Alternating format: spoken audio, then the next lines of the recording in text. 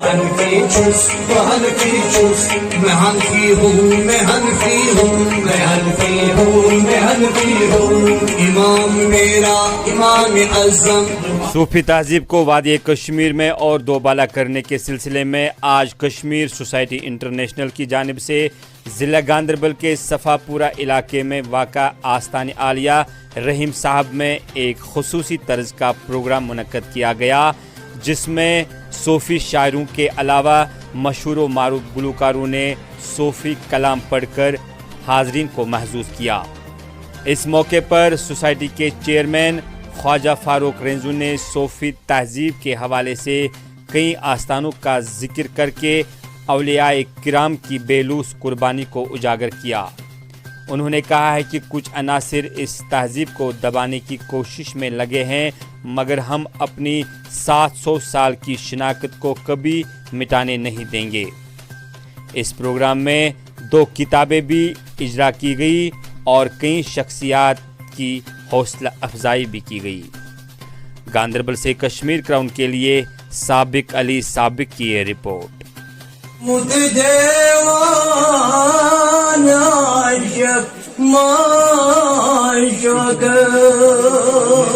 لاکھ حنفی کتابیں پچھلے 70 سال میں نیست نابود کی گئی، لائبریریوں کو جلایا گیا، اور یہ جو اب دوبارہ یہ کتابیں آ رہی ہیں، ہم نے اسے پہلے 111 کی تھی، اور آج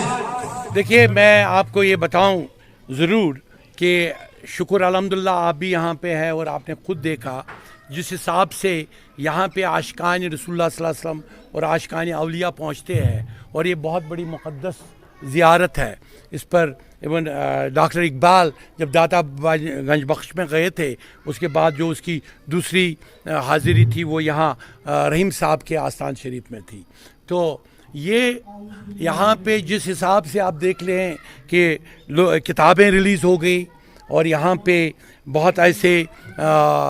پیش کیے گئے پروگرام پیش کیے گئے، جس سے ہماری جو 700 سال کی جو پرمپرا ہے، جو 700 سال کی ہماری حنفیت اور صوفیت ہے، اس پہ بہت زبردست لوگوں نے جو چاروں طرف اس وقت ایک آواز ہے کہ کیوں 700 سال کا ہمارا جو ایڈیالوجی ہے، جو اسلام میں تو حنفیت، شافیت، ہماری حنبلیت اور ہماری مالکیت، وہ تو سنیت میں بہت ریکگنائز، اور صرف یہی ریکگنائز ہے، اور اسی طرح شیعہ و برادروں میں جعفریت کا فقہ ہے. تو یہ 5 فقہ تو اپنی جگہ مسلم ہے، تو ان کو آپس میں کوئی اختلاف ہی نہیں ہے. تو امہ کو بانٹنے کے لیے جو نئے فرقے پچھلے 2 سینچریز میں آئے،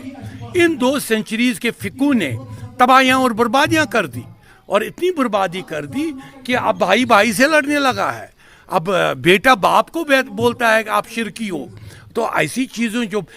غلط چیزیں ڈالی گئی، اس سے کیا ہوا کہ یہ آستانوں کا جو تقدس ہوا کرتا تھا وہ بھی تاس ناس کرنے کی پچھلے 40 سال پہلے